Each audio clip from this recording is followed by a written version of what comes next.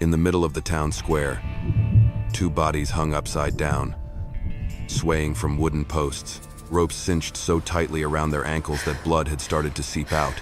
Ayana and Nayeli. Their bodies were covered in whip marks, their clothes torn to shreds, and the blood on their skin had already dried into dark, crusted patches. Every gust of wind made their bodies jerk ever so slightly in pain, but Ayana's eyes were still burning. Not with fear, but with hatred. Below them, 5 thugs stood in a circle, laughing out loud. One of them spat on the ground and growled in a raspy voice, "This is the price for daring to stand against us."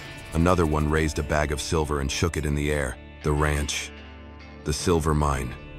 It all belongs to us now. Anyone who does not want to end up like them better keep their mouth shut." The whole town fell silent. No one stepped forward. No one dared to look straight at them. There was only the creaking of the ropes and the faint, fragile breathing of the 2 girls. Then, from the far end of the dusty road, the slow sound of horse hooves echoed in. A lone figure approached. A dark cloak, a hat pulled low, hiding half his face. No hurry, no hesitation. The man stopped his horse right in the middle of the square. His eyes swept over the 2 girls hanging there, then settled on the 5 thugs below. No one knew who he was. When he spoke, his voice was low and cold, like steel. "Give back everything you took." One of them burst out laughing. "Or what?" The man tilted his head ever so slightly. His hand rested on the grip of his gun. His voice dropped lower, slow and deliberate, like a sentence being passed. "Then start digging 5 graves." The air froze, and for the first time, fear changed sides. Just as fear began to spread, a burst of laughter shattered it. The thug standing in the middle spat on the ground, his hand slapping against the gun at his hip. "Listen here, old man. In Deadwood, we are the law." The others spread out, their hands already resting on the triggers, their eyes narrowing as they sized him up. The nameless man said nothing more. There was only a brief moment of stillness. Then, the first shot rang out faster than any reaction. The nearest man dropped before he could even draw his gun. Immediately, the second one fell right after him, his gun slipping from its holster and hitting the ground. The remaining 3 panicked, raising their weapons. But it was too late. The man had already moved. He did not stay still after the second shot. He shifted to the side, stepping diagonally past the bodies, using the wooden post itself as cover. Their guns fired. Bullets slammed into the wood, dirt and splinters bursting into the air. The man dropped low, rolling toward the post, closing the distance to just a few steps. One of them shouted, "He is on the left. Shoot." But their angle was blocked. Just one beat fast enough. A blade flashed in his hand. Slash. The first rope snapped. Ayana fell. But this time he caught her in time, pulling her in tight behind the post, where they were briefly shielded from the gunfire. The second rope, Nayeli dropped right after, gasping, barely conscious. More shots rang out, but every bullet buried itself in the thick wood. The man pressed both girls into the blind spot, shielding them with his body. Then, he stood up. No rush, no panic. His eyes cut through the drifting gun smoke, locking onto the remaining 3 men. His voice dropped, cold as stone. "Now, you are out of chances." The 3 thugs tightened their grip on their guns, but this time, they understood one thing very clearly. They were no longer the hunters. They were being hunted. The 3 remaining men tightened their fingers on the triggers, but their hands were no longer as steady as before. Gun smoke still lingered in the air, mixing with the metallic scent of blood, making the entire square feel suffocating. The nameless man stepped out from the cover of the wooden post, slowly, no longer shielded, his eyes locked onto each of them, as if he had already decided the order in which they would fall. One of them could not take the pressure. He let out a roar and fired first. The bullet tore through the air, but hit nothing, because in that very instant, the man had tilted his body just slightly, just enough to evade it. Without wasting a single movement, the return shot came immediately after. The shooter froze, his eyes wide in shock, then collapsed. The last 2 split in opposite directions, trying to trap him in between. "Fire at the same time," one of them shouted, but they did not understand. They were facing someone who had spent his entire life in situations like this. The man did not turn his head. He listened, footsteps on sand, ragged breathing. "Distance." Bang. He fired without even looking. The man on the right dropped before he could pull the trigger. The last one truly panicked. He fired repeatedly. Bullets flew wildly, slamming into wooden walls, into the ground, into empty air. The man walked straight toward him. Each step felt like it was crushing the will of the man in front of him. The thug stumbled backward, his hands shaking so badly the gun nearly slipped from his grip. Do not come any closer." There was no answer. Only one final shot. His body collapsed onto the dry, barren ground. Silence. This time, it was absolute silence. The wind swept through the town square of Deadwood once again. But it no longer carried the arrogance of the thugs. Only fear remained. The man stood in the middle of the square. He did not look around. He did not wait for thanks. He turned back toward the two girls. Ayanna had managed to sit up, her eyes still sharp despite her trembling body. Nayeli lay beside her, breathing faintly, but alive. The ranch. Ayanna rasped. They took everything. The man remained silent for a few seconds. Then, for the first time, his gaze shifted toward the distant mountain range, where the ones truly behind all of this were hiding. His voice lowered. This is only the beginning. The words fell like a heavy stone, making the already suffocating air tighten even further. Ayanna clenched her fists, forcing herself to stand despite her trembling legs. The dried blood pulled against her skin, but her eyes did not weaken in the slightest. "They are not just lackeys," she said, her voice hoarse but firm. The nameless man did not ask anything more. He had already figured it out. His gaze shifted once again toward the western mountains, where faint trails of smoke rose in the distance, barely noticeable to anyone else. But to him, they were a sign of a hidden base. Behind them, the townspeople began to whisper. There was no more mocking laughter, no more indifference, only cautious and fearful respect. An older man took half a step forward, then stopped short, as if afraid of crossing some invisible line. "You just started a war with the most feared gang in this region," he stammered. The nameless man did not turn around. "I know." Ayanna looked at him, a flicker of surprise in her eyes. "You knew. And you still did it?" He did not answer right away. He simply bent down, picked up the gun from one of the dead men, checked the chamber, then tossed it to her. "Do you want your land back?" Ayanna caught the gun. Her hands trembled, but she did not let go. A brief silence. Then she nodded. "Yes." The man gave a slight nod in return, then stand firm. Beside her, Nayeli stirred. Her eyes opened weakly, darting around in panic, then stopping on Ayanna. "Sister." Ayanna immediately dropped to her knees, pulling her into her arms. "I am here. It is going to be okay." But even she knew it was far from over. The man turned away, walking toward his horse. He untied a water pouch and tossed it back to them. "Drink. You will need your strength." Ayanna watched him. "Who are you?" The man paused for a brief moment. The wind swept through, carrying a thin veil of dust between them. "No one." He mounted his horse, but this time, he did not leave.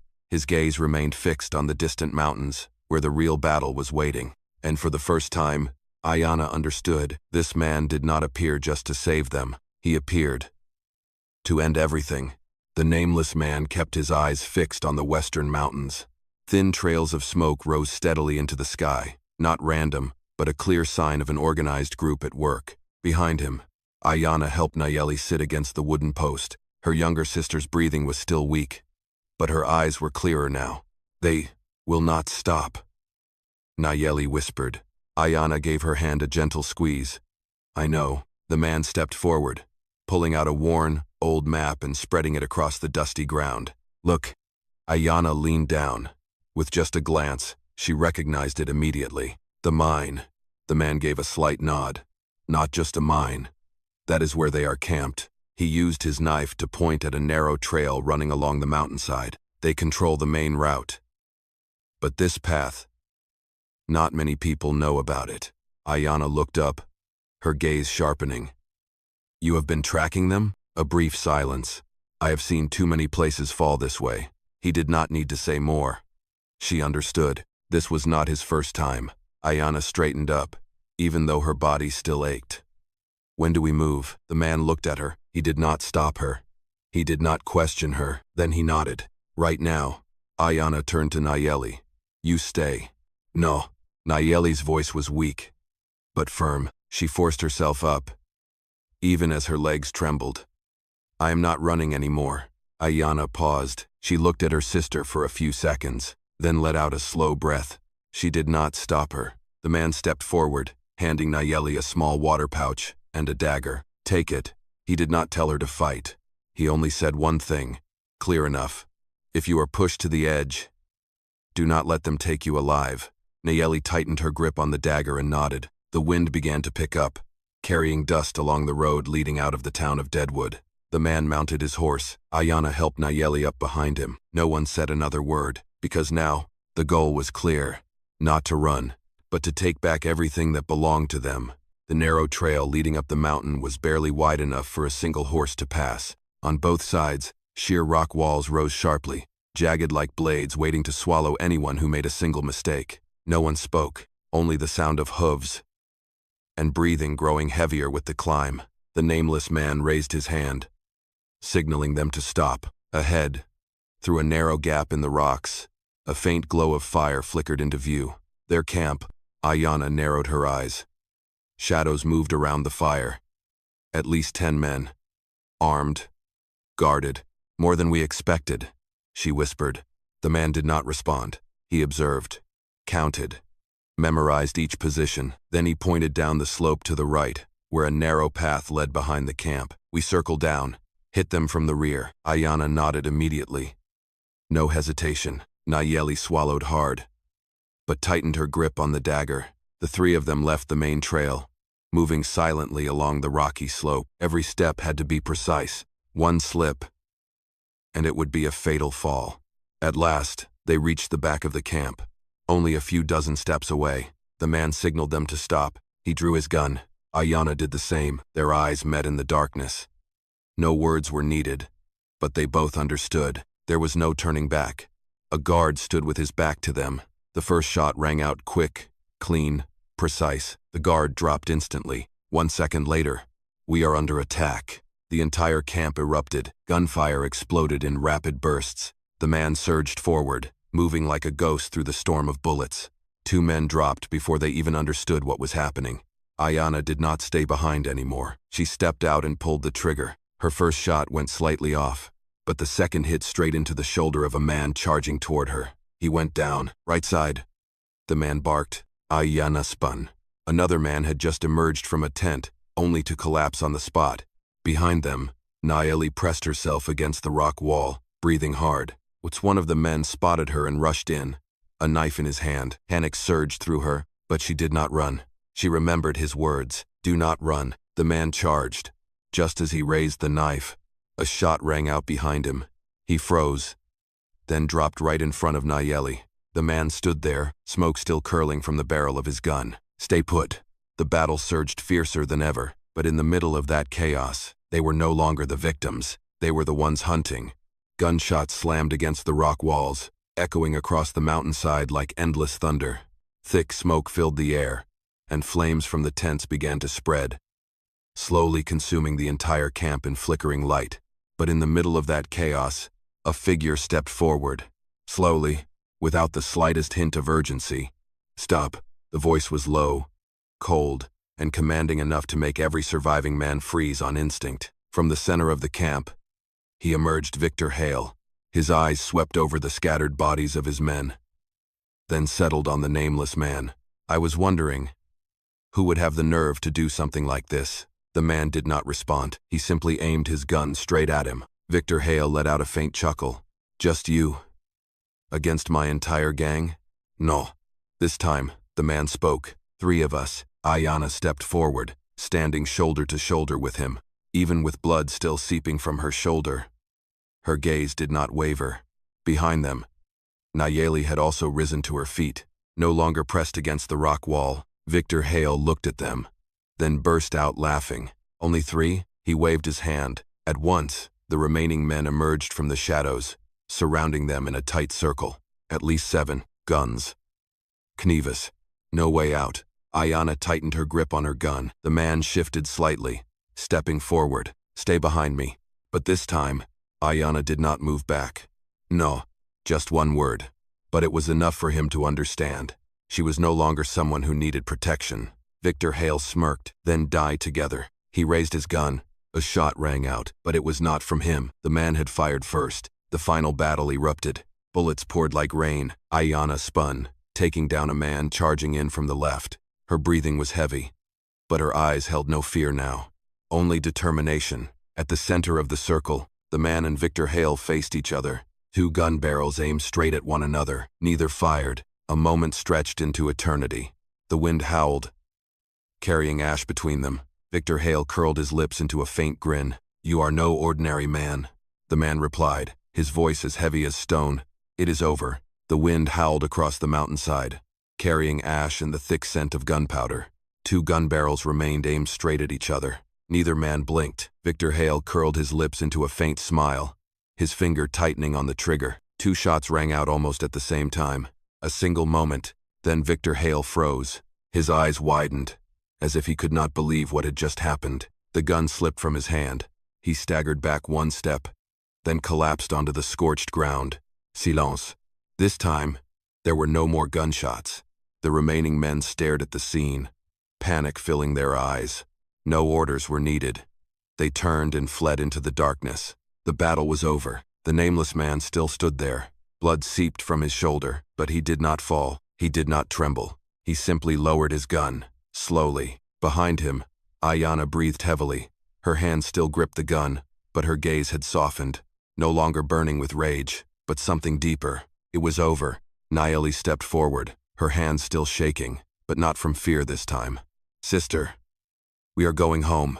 Ayanna turned and pulled her into a tight embrace. No more words were needed. They had survived. When dawn came, the first light spread across the valley of Deadwood, clearing away the last traces of smoke. The ranch was still there.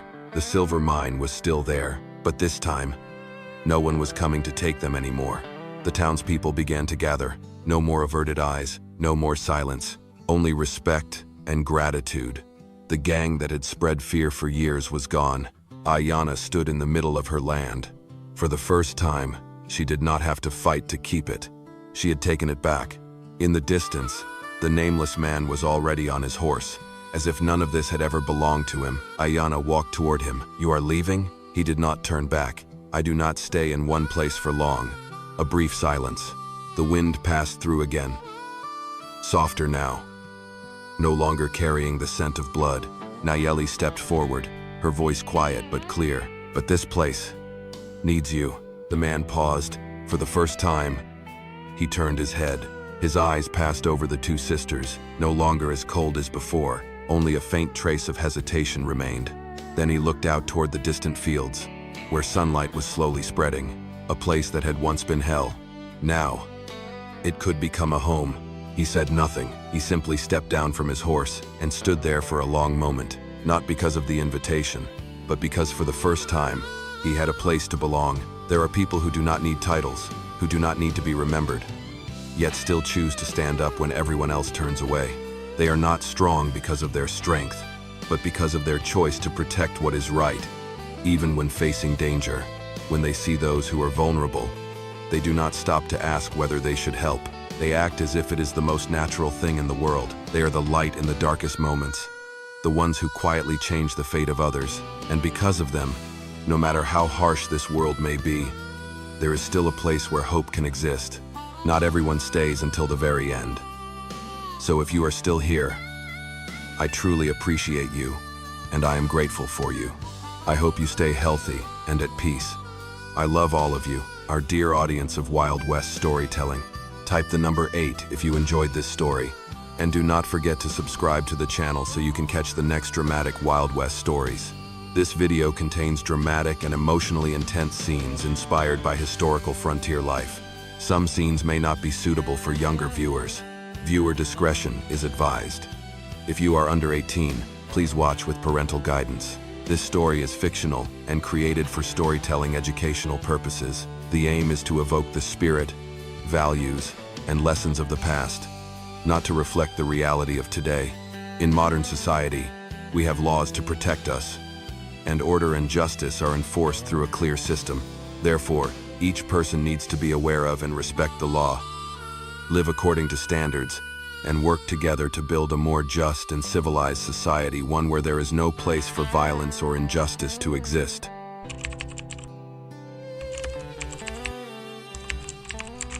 This is the content creator. She is doing her best to produce the highest quality videos for you.